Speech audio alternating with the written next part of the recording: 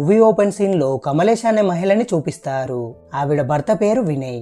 వాళ్ళిద్దరికి పింకీ అనే కూతురు కూడా ఉంటుంది.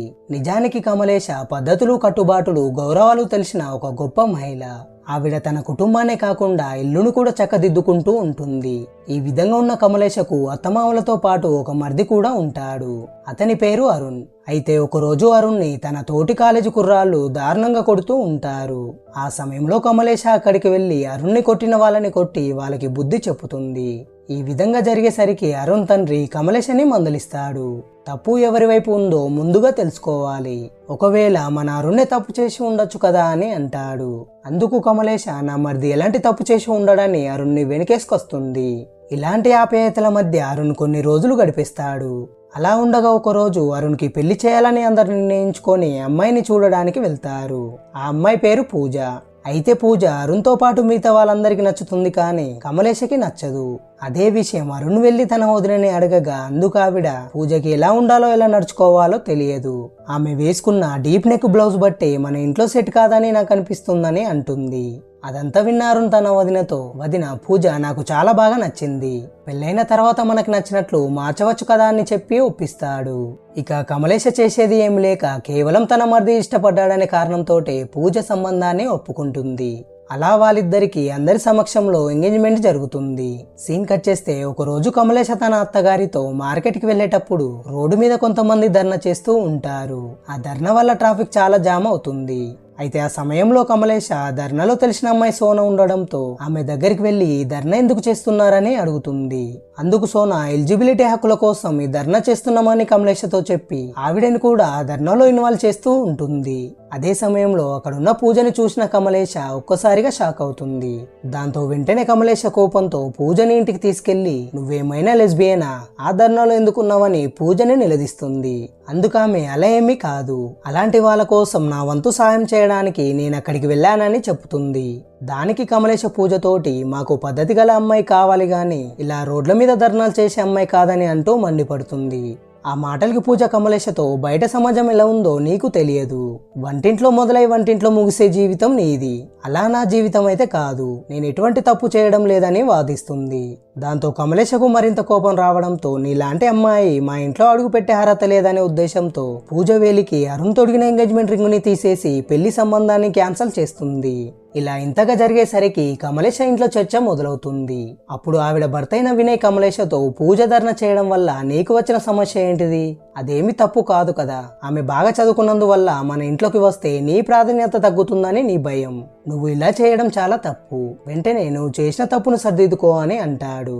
అందుకు కమలేష నేను ఎటువంటి తప్పు చేయలేదు, నేను ఎవరికి క్షమాపణ చెప్పాల్సిన అవసరం లేదని మొండికేస్తుంది. అదంతా విన్న అరుణ్ కమలేషతో వదిన నీ స్థానాన్ని పూజ ఎప్పుడు భర్తీ చేయలేదు, నా కోసం ఈ ఒక్కసారి పూజతోటి మాట్లాడమని అంటాడు. దానికి ఆవిడ ఎటువంటి సమాధానం ఇవ్వకుండా లోపలికి వెళ్ళిపోతుంది. ఇక అదే రోజు కమలేష దగ్గరికి పూజ వెళ్లి ఆవిడతో నిన్న అలా జరిగిన తర్వాత మా నాన్నగారి ఛాతీలో నొప్పి వచ్చింది, పెళ్లి సంబంధం చెడిపోతుందనే భయంతో అతనికి హార్ట్అటాక్ వచ్చిందేమో అనే నేను భయపడ్డాను, కానీ అదృష్టం వల్ల మా నాన్నగారికి ఎటువంటి ప్రమాదం జరగలేదు, అయినా నా మీద మీకున్న కోపం ఏంటిదని కమలేషని అడుగుతుంది.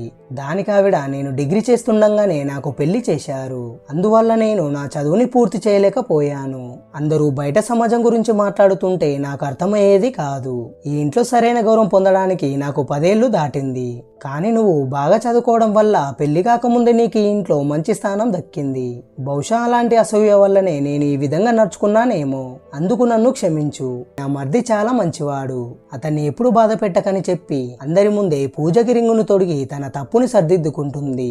దాంతో అందరూ చాలా సంతోషపడతారు. అలా కొన్ని రోజులకు అరుణ్కి పూజకి పెళ్లి చేస్తూ ఉంటారు. ఆ సమయంలో పూజ ఆరోగ్యం సరిగా లేకపోయినా టాబ్లెట్స్ వేసుకొని మరి పెళ్లి కార్యక్రమాన్ని పూర్తి చేస్తుంది. తర్వాత మొదటి రాత్రి రోజు పూజ తన అనారోగ్యం గురించి అరుణ్కి చెప్పి ఇవాళ వద్దని అంటుంది. అందుకు అరుణ్ పూజ అనారోగ్యం గురించి పట్టించుకోకుండా ఏం కాదని అంటూ ఆమెకి ఇష్టం లేకపోయినా కూడా బలవంతం చేస్తూ ఆమెతో తన కామ క్రూరత్వాన్ని తీర్చుకుంటాడు. ఆ తర్వాత పూజ నాకు ఇష్టం లేకపోయినా ఈ విధంగా ఎందుకు బలవంతం చేశావని ఫుల్లుగా ఏడుస్తూ అరుణ్ని నిలదీస్తుంది. అందుకు అరుణ్ నేను నీ భర్తని, నీ మీద నాకు సర్వ హక్కులు ఉన్నాయి, అలా ఏమీ లేదని నువ్వు అనుకుంటే బయటికి వెళ్ళి అందరితో చెప్పుకోమని రూమ్ నుండి బయటికి నెట్టేస్తాడు. అప్పుడు పూజ బయట కమలేష్ అందరితో నవ్వుకుంటూ మాట్లాడడం చూసి ఈ టైంలో జరిగిన దాని గురించి చెప్పడం మంచిది కాదనుకొని మళ్ళీ రూమ్ లోకి వెళ్తుంది. ఆ సమయంలో అరుణ్ కనీసం జరిగిన దానికి పూజకి క్షమాపణ చెప్పకుండా మళ్ళీ ఆమెని బెడ్ మీదకి నెట్టేసి తన కామక్రూరత్వాన్ని చూపిస్తాడు. ఆ టైంలో పూజ చేసేది ఏమి లేక తనకిష్టం లేకపోయినా అరుణ్ కామాన్ని భరిస్తుంది. నెక్స్ట్ సీన్ లో మరుసటి రోజు ఉదయాన్నే నిద్రలేచిన పూజ చాలా బాధతో ఇంటి మీద నిలబడి ఉంటుంది. ఆ సమయంలో అక్కడ ఆమెని గమనించిన కమలేష కంగారుగా తన దగ్గరికి వెళ్లి పూజని పలకరిస్తుంది. అప్పుడు పూజ వెనుకకు తిరిగి నేను ఇంటికి వెళ్ళాలని అంటుంది. అందుకు కమలేష ఒక్కసారిగా షాక్ అయినా కూడా తర్వాత పూజని తన పుట్టింటికి తీసుకెళ్తుంది. అక్కడ పూజ మొదటి రోజు రాత్రి జరిగిన క్రూరత్వం గురించి తన తల్లితో చెప్పుకుంటూ చాలా బాధపడుతుంది. అప్పుడు అదంతా విన్న ఆమె తల్లి పూజ బాధని అర్థం చేసుకోకుండా అమ్మా పెళ్ళైన తర్వాత ఇలాంటివన్నీ మామూలే, ఇంటి యొక్క వంశం ముందుకు సాగాలంటే ఇలాంటి పనులు తప్పవని పూజకి నచ్చ చెప్పి తిరిగి అత్తగారింటికి పంపిస్తుంది. అలా కమలేష్తో వెళ్తూ ఉండగా దారిలో పూజ వాష్రూమ్కి వెళ్లాలనే సాకుతో స్కూటీ దిగి అక్కడి నుండి పారిపోతుంది. అప్పుడు కమలేష ఇంకా పూజ రావడం లేదందని ఆమె కోసం చుట్టుపక్కల వెతకడం మొదలు పెడుతుంది. ఎంత వెతికినా ఇక్కడ కూడా కనిపించకపోవడంతో చేసేది ఏం లేక ఇంటికి వెళ్లి పూజ పారిపోయిందని తన కుటుంబ సభ్యులకి చెప్పుతుంది. దాంతో ఇంట్లో వారందరూ పూజ కోసం వెతకడం మొదలు పెడతారు. అయితే కమలేష మాత్రం పూజ స్నేహితురాలైన సోన దగ్గరికి వెళ్లి పూజ ఎక్కడికి వెళ్ళిందో నీకు తెలుసా అని అడుగుతుంది. అందుకు సోన తనకు తెలిసిన వాళ్ళని అడగగా పూజ ఒక చోట ఉందని తెలుస్తుంది. దాంతో వెంటనే ఇద్దరు కలిసి ఆ చోటు దగ్గరికి వెళ్తారు. అక్కడ ముందుగా సోన పూజతోటి నీకేమైనా సమస్య ఉంటే కమలేషకు చెప్పు, ఆవిడ చూడడానికి వింతగా ఉన్న మనసు మాత్రం చాలా మంచిది, అయినా ఒక ఆడది మరొక ఆడదాని గురించి అర్థం చేసుకోకుంటే మరెవరు అర్థం చేసుకుంటారని ధైర్యం చెప్పి వెళ్ళిపోతుంది. ఆ తర్వాత కమలేష పూజని ఆరతీయగా పూజ జరిగింది మొత్తం ఆవిడకి చెప్పుతుంది. అప్పుడు అదంతా విన్న కమలేష పూజ చెంప మీద గట్టిగా కొట్టి బెడ్రూమ్ లో జరిగే విషయాలు బయటికి చెప్పడానికి నీకు సిగ్గుగా అనిపించడం లేదా, అయినా పెళ్ళైన తర్వాత ఇలాంటివన్నీ సహజమే, అయినా నా అరుణ్ అలాంటి వాడైతే కాదని అంటుంది. అందుకు పూజ భర్తకు నేను ఒక ఆస్తి లాంటి దానైతే కాదు, ఒక గదిలోని అల్మారాలో 100 రూపాయలు ఉంటే అవి మీరు తీసుకోవచ్చు, అది మీ ఇష్టం, కానీ నేను అల్మారానే కాదు ఒక మనిషిని అని చెప్పి మీకు కన్సెంట్ అంటే ఏంటో తెలుసా అని అడుగుతుంది. అప్పుడు కమలేషకు ఆ మాట అర్థం తెలియక కొద్దిసేపు మౌనంగా ఉండి తర్వాత పూజని ఇంటికి తీసుకెళ్తుంది. అక్కడ అరుణ్ తండ్రి తన కోడలు పారిపోవడం వల్ల నా పరువు పోయిందని పూజ మీద ఆమె మామగారు కోపడతారు. అందుకు పూజ జరిగిన దానికి చేసిన దానికి ఏం చేయాలో ఏం చెప్పాలో అర్థం కాక తప్పు చేసిన అన్నట్టుగా మౌనంగా ఉంటుంది. సీన్ కట్ చేస్తే ఇంట్లో వాళ్ళందరూ కలిసి పెళ్ళైన కొత్త జంటకు ప్రైవసీ ఇవ్వాలని ఆలోచించి అరుణ్ని పూజని హనీమూన్కి పంపిస్తారు. కానీ పూజకు వెళ్లే ప్రయాణంలో హనీమూన్కి వెళ్తున్నామని సంతోషం ఉండదు. మరోవైపు కమలేష పూజ అన్న కన్సెంట్ అనే మాటకి అర్థమేంటిదో తెలుసుకోవడానికి సోన దగ్గరికి వెళ్తుంది. అక్కడ కమలేష దాని యొక్క అర్థం సోనని అడగగా అందుకు సోన కన్సెంట్ అంటే శారీరక సంబంధం పెట్టుకునేటప్పుడు భాగ్యస్వామికి ఇష్టం లేకపోయినా బలవంతం చేస్తే అది నేరం అవుతుంది, అవతలి వ్యక్తి అంగీకారంతో చేసేదాన్నే కన్సెంట్ అంటారని క్లియర్ గా చెప్తుంది. ఇటువైపు హనీమూన్ లో పూజ ఒకరినొకరు అర్థం చేసుకున్న తర్వాత లైఫ్ ని ముందుకు తీసుకువెళ్ళొచ్చు కదా అనే ఉద్దేశంతో అరుణ్ తో ఇలా అంటుంది. అరుణ్, మనం శారీరకంగా కలవడానికి మనకి జీవితంలో చాలా టైం దొరుకుతుంది, కానీ అంతకన్నా ముందు ఒకరినొకరు అర్థం చేసుకోవాలి కదా అని అంటుంది. అందుకు అరుణ్ పూజతోటి ఇంకా నిన్ను ఏం అర్థం చేసుకునేది ఉంది, మనిద్దరం ఇప్పుడు భార్య భర్తలమని మళ్ళీ పూజకి ఇష్టం లేకపోయినా కూడా బెడ్ మీద పడేసి చాలా క్రూరంగా ఇంటిమేట్ అవుతాడు. పూజ ఎంతగానో ఇబ్బంది పడ్డా ఏడ్చినా కూడా అరుణ్ ఆమెని ఆ విషయంలో విడిచిపెట్టాడు. మరోవైపు కమలేష బయట సమాజం గురించి మరింత తెలుసుకోవడానికి పేపర్ చదవడం మొదలు పెడుతుంది. అదే రోజు ఇటువైపు అరుణ్ నుంచి తప్పించుకోవడానికి పూజ కావాలనే బాత్రూంలోకి వెళ్లి దక్కుంటుంది. కానీ అరుణ్ అది గమనించి బయటికి రా పూజ అని గట్టిగా అరుస్తాడు. ఇక పూజ చేసేది ఏమి లేక బయటికి వచ్చి నాకు పీరియడ్స్ స్టార్ట్ అయ్యాయని అరుణ్తో చెప్పుతుంది. అప్పుడు కామందుడైన అరుణ్ అది నమ్మకుండా నువ్వు అబద్ధం చెప్పుతున్నావు, నిజంగా అయి ఉంటే నాకు చూపించామని నీచంగా మాట్లాడతాడు. ఆ మాటకి పూజ తట్టుకోలేక ఒక లేజర్తో తనని తాను చాలా తీవ్రంగా అక్కడ గాయపరుచుకుంటుంది. దాంతో పూజ సీరియస్ అవ్వడంతో ఆమెని అరుణ్ హాస్పిటల్కి తీసుకెళ్తాడు. ఇక కమలేష పూజ హాస్పిటల్లో ఉందని తెలుసుకొని వెంటనే వెళ్లి అసలు ఏం జరిగిందని అరుణ్ని అడుగుతుంది. అందుకతను అంతగా ఏమీ జరగలేదు, అదేదో లేడీస్ ప్రాబ్లం అంట కదా అని చెప్పుతాడు. దానికి కమలేష అరుణ్ మాటలు నమ్మకుండా డాక్టర్ దగ్గరికి వెళ్లి పూజకి ఏమైందని అడగగా అసలు విషయం బయట పడుతుంది. అదేమిటంటే పూజతో తన భర్త చేసేది తట్టుకోలేక ఆమె ఆ ప్లేస్ లో బ్లేడుతో దారుణంగా కోసుకుంటుంది. ఈ విషయం తెలుసుకున్న కమలేష మైండ్ ఒక్కసారిగా స్టక్ అవుతుంది. తర్వాత కమలేష పూజ దగ్గరికి వెళ్ళి అలా అక్కడ ఎవరు చేశారని అడుగుతుంది. అందుకు పూజ అరుణ్తో ఆ బాధ భరించలేక నేనే చేసుకున్నాను. ఇప్పటికైనా నా మాట మీరు నమ్మకుంటే మీరు కూడా నాలాగా అక్కడ చేసుకొని చూడండి. అప్పుడైనా నొప్పి ఏంటిదో ఎలా ఉంటుందో మీకు అర్థమవుతుందని బాధతో అంటుంది. అదంతా విన్న కమలేష హాస్పిటల్లో ఉన్న బాత్రూంలోకి వెళ్ళి పూజ చెప్పినట్టుగానే తన ప్రైవేట్ పార్టులో గాయం చేసుకోవడానికి ట్రై చేస్తుంది. కానీ ధైర్యం చాలక పూజ బాధ అర్థం చేసుకొని చాలా బాధపడుతుంది. కొద్దిసేపు అయ్యాక కమలేష పూజ దగ్గరికి వెళ్ళి నాకు ఏ విషయమైన అర్థం కావాలంటే కొంచెం టైం పడుతుంది, కానీ ఇప్పుడు సమస్య ఏంటిదనేది నాకు పూర్తిగా అర్థమైందని పూజకి ధైర్యం చెప్పుతుంది. ఇక మరుసటి రోజు అరుణ్ హాస్పిటల్కి వెళ్తాడు. కానీ అప్పటికే కమలేష పూజని డిశ్చార్జ్ చేసుకొని ఇంటికి తీసుకెళ్తుంది. ఇక అరుణ్ డాక్టర్ని కలిసి నేను మళ్ళీ పూజతో ఎప్పుడు శారీరకంగా కలవచ్చని అడుగుతాడు. ఆ మాటకు డాక్టర్ మండిపోయి అరుణ్తో నీ భార్య చావు అంచుల్లో ఉన్నా కూడా నీకు ఇంకా వేరే ఆలోచన రాదా? అసలు నీ భార్యకు వచ్చింది పీరియడ్స్ ప్రాబ్లం కాదు, ఆమె కావాలని అక్కడ గాయపరుచుకుంది. ఈ విషయం నీ వదినకి కూడా చెప్పానని అరుణ్ని తిట్టి హాస్పిటల్ నుంచి బయటకు గంటేస్తుంది. ఇక వదినకు విషయం మొత్తం అర్థమై ఉంటుందని అరుణ్ కోపంతో ఇంటికి వెళ్తాడు. అక్కడ పూజకు ముత్తైదు రత్నం ఇచ్చే వేడుక చేస్తున్నామని మగవాళ్ళు లోపలికి రావడానికి వీలు లేదని అరుణ్ని లోపలికి రానివ్వరు. లోపల కమలేష పూజతో నేను అరుణ్ని నీ పట్ల చేసిన దారుణానికి అరెస్టు చేయించవచ్చు, కానీ ఒకసారి మా అమ్మగారితో మాట్లాడి నీకు న్యాయం చేస్తానని అంటుంది. ఆ సమయంలోనే అరుణ్ వెనుక దారి గుండా లోపలికి వచ్చేసరికి కమలేష అతన్ని ఆపి నువ్వు పూజని కలవడానికి అస్సలు వీలు లేదని నవ్వుతూనే అరుణ్కి వార్నింగ్ ఇస్తుంది. అప్పుడు అతను ఆమె నా భార్య, తనపై నాకు సర్వ హక్కులున్నాయని గర్వంతో అంటాడు.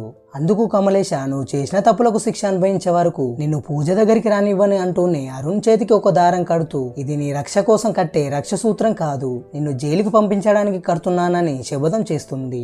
దాంతో అరుణ్ చేసేది ఏమి లేక బయటికి వెళ్ళిపోతాడు. మరుసటి రోజు కమలేష పూజని తన మామగారి వద్దకి తీసుకుని వెళ్లి అందరి ముందే అరుణ్ చేసిన పనుల గురించి నిర్భయంగా చెప్పుతుంది. అప్పుడు వాళ్ళ మామగారు వాళ్ళతోటి ఇదేమీ పెద్ద సమస్య కాదు, అరుణ్ చేసిన తప్పులకు పూజకి స్వారీ చెప్పించి ఈ గొడవని ఇక్కడితో ఆపేయమని కమలేషతో అంటాడు. అది విన్న కమలేష పూజలిద్దరూ ఒకసారిగా షాక్ అవుతారు. ఇక కమలేష తన మామగారితో మీ కొడుకి మీరైనా సరైన రీతిలో బుద్ధి చెప్పకపోతే నేనే అరుణ్ని జైలుకు పంపిస్తానని తెగేసి చెప్పుతుంది. అప్పుడు కమలేష్ అన్న మాటకు తన మామగారికి కోపం రావడంతో కమలేషతో పాటు పూజని మనవరాలు పెంకిని ఇంట్లో నుంచి బయటికి వెళ్ళిపోమ్మంటాడు. ఆ సమయంలో వినయ్ ఆపాలని చూసిన అతను వినడు. ఇక కమలేష వాళ్ళిద్దరిని తీసుకొని తన తాతగారి దగ్గరికి వెళ్తుంది. అక్కడ తన తాతగారు కమలేషతో భార్య ఇష్టానికి వ్యతిరేకంగా భర్తలు చేసే ఇలాంటి పనులకి మన దేశంలో ఇంకా బలమైన చట్టాలు రాలేదు, అందుకే అరుణ్ని శిక్షించడానికి వరకట్న వేధింపుల కేసు పెట్టడమే సరైన మార్గమని అంటాడు.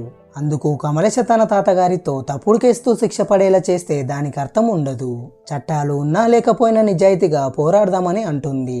కానీ తన తాతగారు కమలేష మాటలు పట్టించుకోకుండా పూజ పట్ల అరుణ్ మీద వరకట్న వేధింపుల కేసు వేస్తాడు. దాంతో పోలీసులు అరుణ్ని అతని తల్లిదండ్రులని అరెస్ట్ చేయడానికి వెళ్తారు. కానీ ఈ లోపే కమలేష తన మామగారికి కాల్ చేసి ఇటువంటి కేసు మీద అరుణ్ని జైలుకి పంపడం ఇష్టం లేక ముందుగానే హెచ్చరిస్తుంది.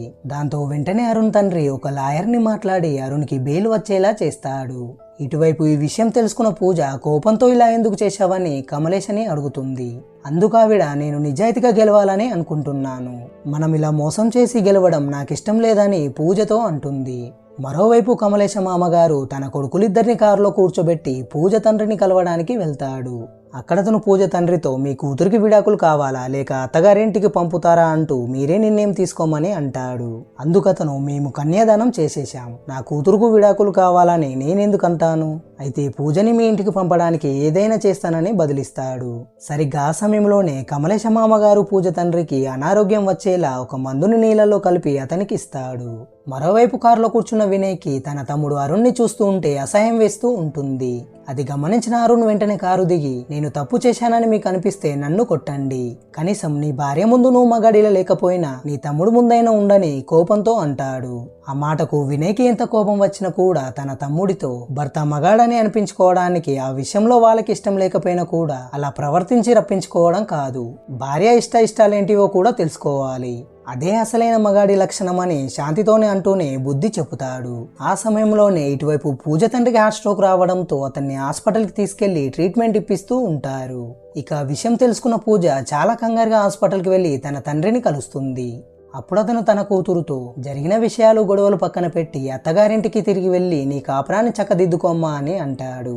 ఆ టైంలోనే అరుణ్ పూజ దగ్గరికి వెళ్ళి మంచివాడిలా నటిస్తూ ఇకపై ఎలాంటి ప్రాబ్లమ్స్ లేకుండా మన ఇద్దరం కలిసి ఉందాం, చూడు మన గొడవల వల్ల మీ నాన్నగారి ఆరోగ్యం ఎలాంటి పరిస్థితికి వచ్చిందో అని అంటాడు. అది విన్న పూజకు తిరిగి వెళ్ళాలని లేకున్నా తన తండ్రి గారి ఆరోగ్యం కుదుట పడాలనే ఉద్దేశంతో చేసేది ఏమి లేక ఒప్పుకుంటుంది. సీన్ కచ్చేస్తే నెక్స్ట్ సీన్ లో అసలు విషయం తెలుసుకున్న కమలేష తన మామగారి కుట్రని అందరి ముందు బయట పెడుతుంది. ఇక అసలు విషయం తెలుసుకున్న పూజకు అరుణ్ ఫ్యామిలీ మీద ఉన్న గౌరవం మొత్తం పోతుంది. కమలేష సహాయంతో పూజ నిలబడి పోరాటం చేస్తుంది.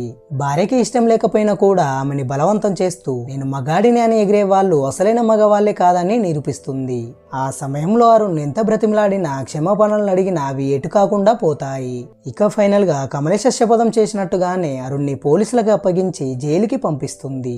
ఈ విధంగా భార్య పట్ల భర్తలు చేసే క్రూరత్వాన్ని ఎదిరించి కమలేష పూజలిద్దరూ విజయం సాధిస్తారు.